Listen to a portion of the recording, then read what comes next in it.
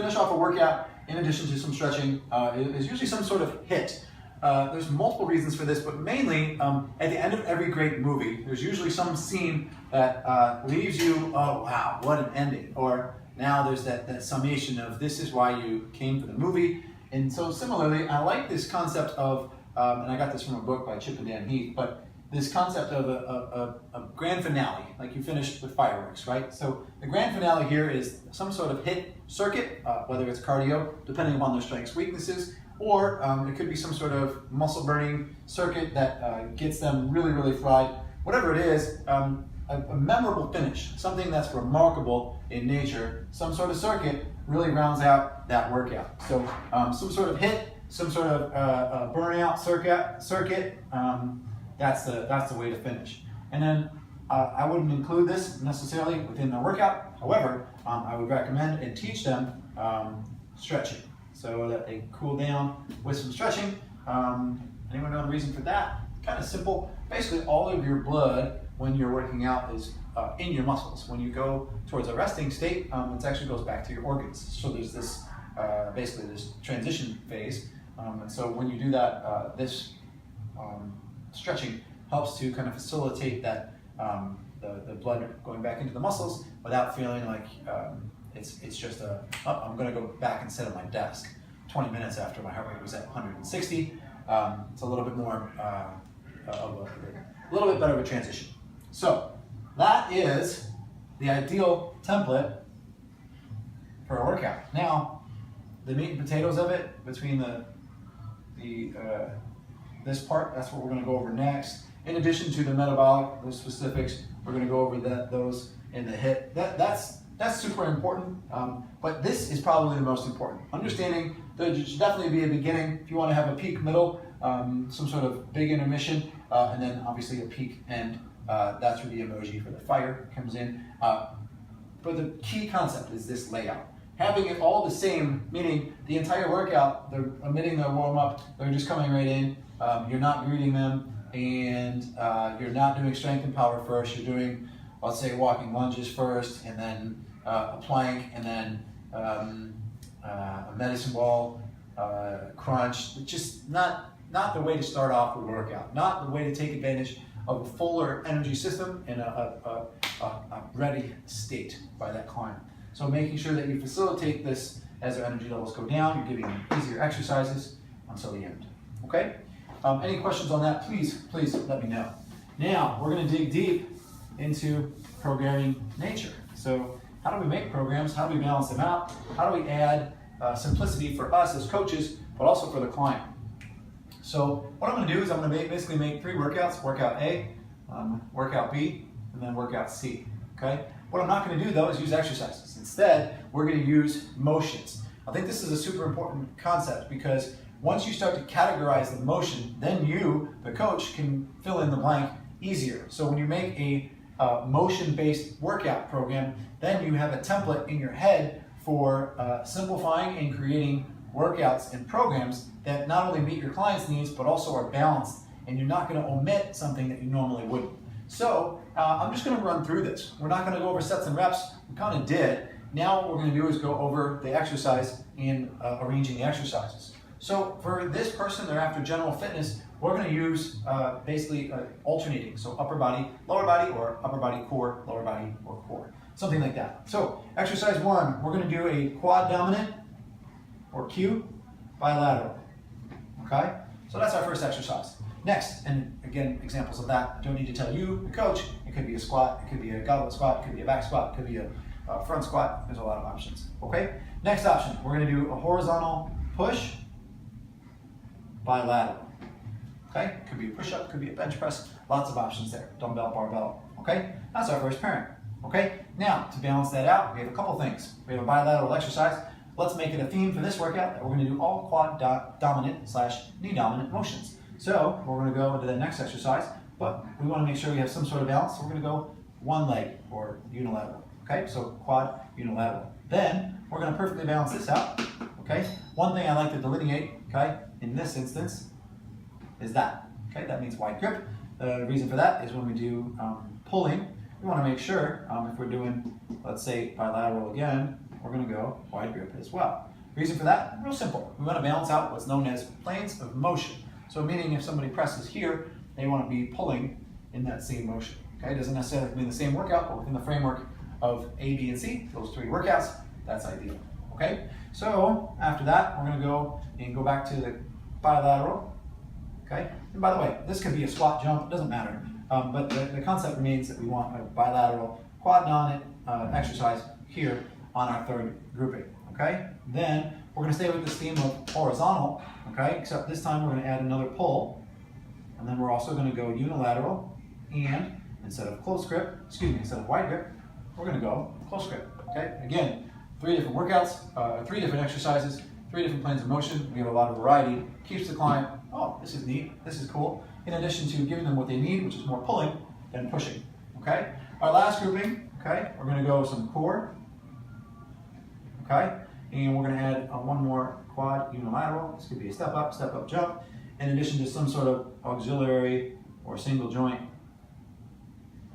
for upper body. So it could be, in this instance, we're working more chest and back. It could be a chest fly, but some sort of single joint, that's what that is, movement. So now we have 3 exercises in that grouping, okay? And they can rotate them anytime, anyhow they want. In addition to this core, this is where I say, going back to that format before, grouping 1, 2, 3, those are the strength, hypertrophy, endurance. Then we have some sort of hit circuit. This could be a hit circuit. This could also be that metabolic circuit right here. This is where that ending, so this could be the hit, okay? Or if they really want to hit their core, or target their core, this could be the core circuit that they finish off with, depending on the person. Really up to you, okay? So that's an example of a workout that is balanced, right? So we have enough unilateral and bilateral exercises that target the quad dominant motions. In addition, we have the balance out between the push and the pull. So wide grip, in addition to another pull. Ideally, we want more pulls than pushes in every workout. Okay? Next, we're going to go into workout B. So we already did the quad dominant. Now we're going to go hip dominant. Again, we're going to start with bilateral. So we're going to go hip, bilateral. And this could be for power, this could be for strength. You have your choices. Now, in order to make sure that we're not competing, okay, most times hips, we're going to be challenged with what? A grip. So when we do our hip dominant motions, we're going to go bilateral, and then we're going to pair that with a vertical push. The reason that we're doing a vertical push, and we're going to go close grip, the reason that we're doing a vertical push is because if we did a vertical pull, what would be our limiting factor? Our grip. So if we went pull, right, then we'd be probably frying our grip, thereby decreasing the efficiency and the effectiveness of these 2 exercises. Super important concept here, often overlooked. Don't have competing limiting factors, basically, or similar limiting factors in a pair. Okay. Okay. After that, we're going to go and get a hip dominant, okay, and a unilateral, and then we're going to go with our vertical pull, okay, staying in that close grip plane of motion. Now, since we didn't do a lot of core soon enough in the workout, we're going to get our core movement. Okay. We're going to go into how we program the core later. But we're going to get that core as a priority here. And if we want, we can make it thematic, so we can say rotation. Okay. After that, we're going to do another hip exercise. We're going to go back to bilateral. Okay, so hip bilateral, that's our pairing there. Oops. After that, we're going to add one more pull. So it could be a little different. We're going to go auxiliary pull. There's a lot of different ways to do it. Okay, it could be a face pull. Could be a sled pull, could be inverted row, just something a little bit lighter, but definitely want to get that auxiliary pull in there. In addition, we're going to go back and have that hip, and we're going to go back to unilateral, okay? And then, so here's our pairings, 1, 2, and then 3. This would be kind of maybe that sled pull, okay? And then sled pull, so something like that, and it could be a face pull, a lot of options, and then maybe something dynamic in nature, so alternating lateral lunge, something like that. Super important to have these pairings and the thought process behind them. Then you can have a combination of, let's say, swings and skis, however you want to finish off, but don't forget, again, you want to get that hit, okay? It could be a glute circuit, okay, since the hip tends to be the feature for the day, but basically just keeping with the theme, and then maybe finishing off the glutes at the end. Okay, so again, quad dominant theme, hip dominant theme. The concept of thematic workouts helps you, again, communicate both the goal to your client, but also for them to mentally prepare, oh, yep, I'm going to be feeling this. Once they get their first exercise, let's say a sumo deadlift, they're going to be aware mentally that the glutes are engaged throughout the workout and a part of this hip dominant, unilateral, hip dominant, bilateral, even some upper body exercises. You probably feel like they're contributing if you're bracing down on certain exercises, etc. Okay? So after this, we have a lot of balance here. We have perfectly balanced. We've done a vertical push, horizontal push. What could possibly be left? And that's where we go and have a little bit more fun. But this is also, I think, where trainers sometimes get confused. Sometimes they see trainers do, workout A on Monday, and then let's say workout B on Wednesday, and then because they don't necessarily know how to do this workout, they go back and do this workout on Friday. If I'm a client, I'm bored. No matter what repetitions you're giving, this is not necessarily going to be something, I don't want to do this workout twice in 1 week. That's boring. So for a lot of folks, giving this concept of not necessarily entertainment, but giving them exercise variety helps to keep their brain, mind, and their muscles all stimulated. So what we're going to do is remember that we have an option here, okay? And we're going to go a 45 degree, what I call a 45 degree push, pull in this workout, okay? I'm not going to actually put the order here, but giving you exercise varieties to push in, okay, or to put in. So 45 degree push, pull. What are examples of that? 45 degree pull down, so on an angle, in addition to an incline press, okay, a landmine press, standing or half kneeling. These are all exercises that you can put in, and I'm going to put 2 times each, okay? So meaning you're going to have 1 for the push, 1 for the pull, okay, so that they're perfectly balanced. In addition, we're going to have some other things that we can focus on. Notice there's no single joint arms here. So if this is a Friday workout, let's say, this is the time when you can have a little bit more fun. You can do a little bit more dynamic exercises. So this could be where you do a hip bilateral and a hip unilateral as a circuit, okay? In addition, you can do a quad bilateral or a quad unilateral as a circuit. Okay, so giving you options as for your program. In addition, you can do single joint, okay, so whether that's hip exercises, so let's say a back extension or a reverse hyper. You can also do hamstring curls, lots of options here, but I'm going to put lower body and then single joint upper body. Okay, so really kind of giving them options as far as the workout's concerned. And then we're going to go single joint bicep, everyone needs it, single joint tricep, and then something that's often overlooked is make sure we have some sort of calf involvement, whether it's seated calf raises, whether it's toe walks over a long period of a long distance, but make sure that we include the calves. Some people don't get enough calves, some people wear heels, some people wear elevated heels, and so that changes the way that they strike the ground. So this is a super important muscle to include. So again, this option looks like there's a lot of options, or this workout looks like there's a lot of options, and there really is. This is why I say it's so important to look at and not necessarily to make one workout at a time, but to make programs. Because when you lay it out on the table or on a whiteboard or on a piece of paper, you really find out what's missing. So we have a lot here from the push in the chest, back, back. We have a lot here from shoulders, back, hips, core. This is also where I would say probably you're going to have a different core circuit. So this could be medicine ball circuit. You can have a cable circuit. With chops, you can do a lot with the medicine balls.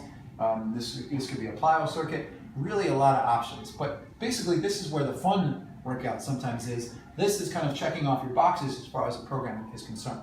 So again, the concept here is that we want to make these as simple as possible while making them as effective as possible for the client. So simple as possible helps you make these in less time. Here's a format for you. In addition, the simple as possible for them and effective as possible, make sure that they don't get hurt, make sure that they have fun while working out, make sure that they come back to the next workout. If you're a coach who has a client that's twice a week, why do you have them twice a week?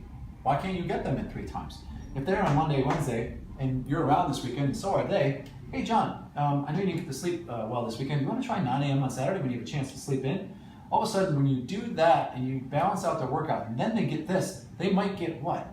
They might get addicted to that third workout. So John, who was a twice a weeker for a year, now gets to know what 3 times a week is. Now, you just made 50% more just because of the fact that you had this other workout that complemented what you did on A and B. In addition, he gets more sleep, so he learns to love this workout. Maybe you even put this workout on Wednesday and switch this workout so that you can basically take what the client gives you, right, which is a more tired soul, and give them the fun workout on Wednesday and then the hard workout on Saturday.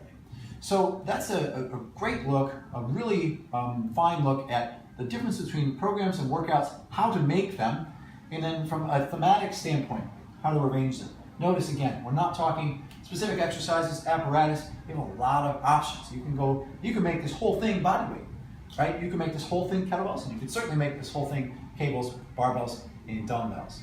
The concept here is that you want balance, you want safety. That's where the balance program is, and you want to be able to keep the client engaged. This program will do just that. I want to wrap up there. Feel free to ask questions, whether in direct messages, whether text messages, however you'd like to ask those questions. But please, we're going to be built off of your questions. This concept as far as program and your homework for today is to do as follows. Basically, I want to see if you can do workouts with everything. Okay? So create a workout using this template,